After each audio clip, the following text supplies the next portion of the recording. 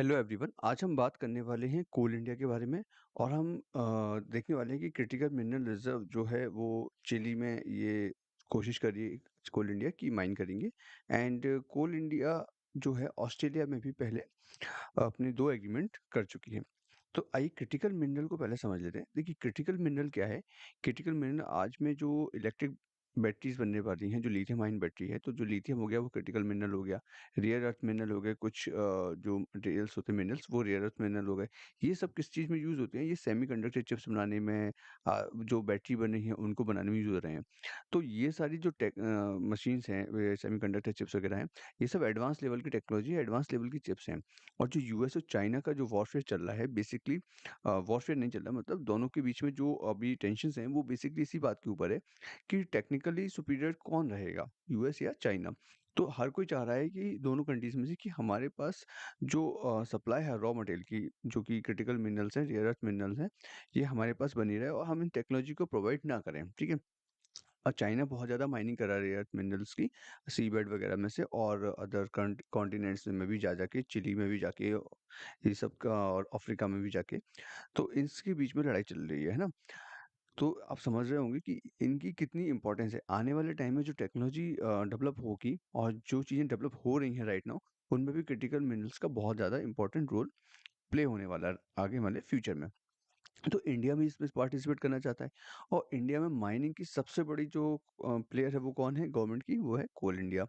तो Coal India अभी तक तो कोल कर रहा था माइन, अब ये कोशिश कर रहा है कि हम क्रिटिकल मिनरल को भी माइन करें। तो देखिए कोल इंडिया को 2 तरीके से बेनिफिट होने वाला है। पहला तो मैंने कहा था कि कोल इंडिया क्या कर रही है, जो कोल माइन करती है उसको गैसिफिकेशन के थ्रू यूज़ करना चाह रही है ताकि जो क्लाइमेट चेंज की प्रॉब्लम है वो ना हो, और जो कार्बन डाइऑक्साइड का एमिशन है वो कम हो जाए, है ना? दूसरा, ये कोल इंडिया जो है क्रिटिकल माइनिंग की ओर भी बढ़ रही है ताकि जो फ्यूचर में जो टेक्नोलॉजी आने वाली है उसके लिए भी अपना मतलब जो इनपुट है अपना दे सके। तो जो कोल इंडिया है फ्यूचर इसका काफ़ी अच्छा हो सकता है अगर ये दोनों चीज़ों में ये सक्सेसफुल हो जाती है तो। तो अगर हम लॉन्ग टर्म की बात करें तो Coal India is a good option. अब हम अगर न्यूज़ को देखें तो ये न्यूज़ आप देख सकते हैं इसमें कि जो कंपनी है, कंपनी ने एक अपनी टीम भेजी है साउथ अमेरिका में, ठीक है? और बात करने के लिए भेजी है कि क्या ऑप्शंस वहाँ मिल सकते हैं। और जैसे ही वो बात करके आएँगे तो ऐसा गवर्नमेंट ऑफिशियल्स का कहना है कि उसके बारे में देन दे विल डिस्कस कि क्या कर सकते हैं। तो चिली क्या है, देखिए चिली लार्जेस्ट सप्लायर है कॉपर की, और जो लिथियम है, जो कि इलेक्ट्रिक व्हीकल की जो बैटरी बनी है उनमें एक की मिनरल है ना, उसका सेकंड लार्जेस्ट प्रोड्यूसर भी है। अब इसमें देख सकते हैं कोल इंडिया ने क्या है 2 नॉन डिस्क्लोजर एग्रीमेंट भी साइन किए हुए हैं ऑस्ट्रेलिया के साथ माइनिंग के रिगार्डिंग, ठीक है?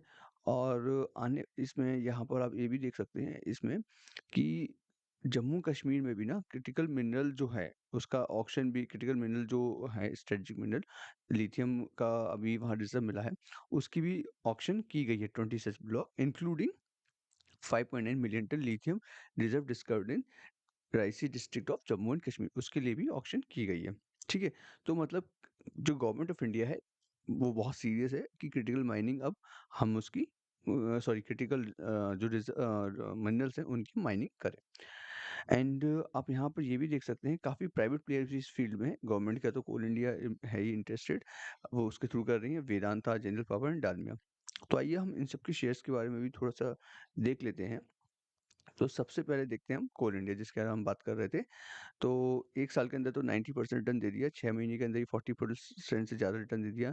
तो पिछले 1 साल में तो काफ़ी ये शेयर अच्छा रिटर्न दे ही चुका है, तो 2-3 गुना हो ही गया है। 1 साल के अंदर तो देखा आपने 89% हो गया है, तो काफ़ी हाई हो गया है। बट स्टिल अभी भी इसमें बचा हुआ है कि अगर लॉन्ग टर्म के परसेप्शन से देखा जाए तो काफ़ी अच्छा रिटर्न अभी भी आ सकता है अगर ये इन दोनों, जैसा कि हमने कहा कि sectors gasification and critical mining minerals की माइनिंग की ओर चली जाती है, अगर इसकी पाथ अगर इसका चला जाता है तो। प्रॉफिट एंड लॉस इसके बेटर हैं, कोई प्रॉब्लम नहीं है, बहुत बड़ी कंपनी है, मार्केट कैप बहुत तगड़ा है, आप देख सकते हैं मार्केट कैप कितना है 2,68,000 या 264 करोड़ का है, बहुत बड़ा मार्केट कैप है। शेयर होल्डिंग पैटर्न को भी एक बार हम देख लेते हैं, तो देखिए एफआईआई ने अपना शेयर होल्डिंग पैटर्न 6% से, बल्कि अगर आप देखेंगे किससे बढ़ाया ही है, और डीआईआई ने भी लगभग अपना 2%, मतलब कुछ ज़्यादा बहुत ज़्यादा फेरबदल नहीं है, बट 2% प्लस माइनस है, इतने बड़े मार्केट कैप के साथ बहुत होता है वो वैल्यू। और पब्लिक भी लगभग 5% के आसपास कांस्टेंट बनी हुई है। तो इसमें कोई भी प्रॉब्लम इसमें जब अभी नहीं दिखती है हाल-फिलहाल। अगर जैसे ये शेयर मार्केट अगर ऊपर-नीचे होता है, अगर ये आपको लो लेवल्स पे मिलता है, तो I think that's a good option, है ना? एंड सेकंड हम वेदांता को देखें क्योंकि ये भी माइनिंग की बहुत बड़ी कंपनी है। ये इसमें एक प्रॉब्लम है लेकिन कि प्लेज जो परसेंटेज है शेयर्स का वो 100% है, मतलब कंपनी की लगभग पूरी-पूरी कंपनी को प्लेज करके अब लोन ले लिया गया है। तो दैट्स नाउ अब क्या है कि वेस्ट वो जो इंटरेस्ट है कि मतलब उनको लोन मिल गया है तो थोड़ा-सा रिस्की हो जाता है कि प्लेज परसेंटेज, मेरा ये सोचना रहता है कि प्लेज परसेंटेज अगर इतना ज़्यादा है तो उस कंपनी में नहीं जाना चाहिए। सबके अपने-अपने ऑप्शंस हो सकते हैं और अपना-अपना एडवाइस से सोचने का तरीका हो सकता है। लेकिन आई डोंट थिंक कि प्लेज परसेंटेज अगर 100% तो we should go into this one. क्योंकि वेदांता पहले भी एक बार डीलिस्ट करने की कोशिश कर चुकी है। कोविड के टाइम पे ₹65 और समथिंग इस इतने अमाउंट पे दे वर ट्राइंग कि हम इतने में वापस सारे शेयर्स खरीद लेते हैं। तो उस समय अगर 65 पे हो जाती तो कई लोगों ने हायर प्राइस पे भी खरीद रखे थे, तो बहुत लॉस हो जाता उनको। तो इसलिए इसमें इन्वेस्ट करना I find it more risky. And Adani prices की बात करें हम, अडानी इंटरप्राइजेस में ये लोग भी माइनिंग कर रहे हैं और अभी इन्होंने भी काफ़ी पार्टिसिपेट करने की कोशिश की है।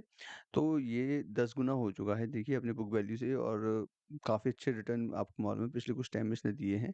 और इसके जो क्वार्टर रिजल्ट है वो ठीक-ठाक है, बहुत बड़ा इसका मार्केट कैप नहीं है, आप देखेंगे सॉरी, बहुत बड़ा अभी इसका प्लस माइनस का वो नहीं है कि प्रॉफिट एंड लॉस आप स्टेटमेंट देखेंगे तो। तो ये देखिए जो क्वार्टरली स्टेटमेंट है, तो नेट प्रॉफिट क्या है, ये 333 करोड़, ठीक है? तो बहुत ज़्यादा अंतर नहीं है, एक है 973 करोड़, बहुत मतलब बड़ा फिगर नहीं है अगर आप देखेंगे ओवरऑल वे में तो माइनिंग कंपनी के हिसाब से। एंड शेयर होल्डिंग पैटर्न देखेंगे तो एफआईआई ने अपना पैटर्न रिड्यूस किया है, हालाँकि बहुत ज़्यादा कम नहीं किया, लेकिन 14% किया है। लेकिन डीआईआई ने अपना 3% बढ़ा लिया है 21 से, ठीक है? और जो पब्लिक है उसने भी अपना बढ़ा लिया है ना?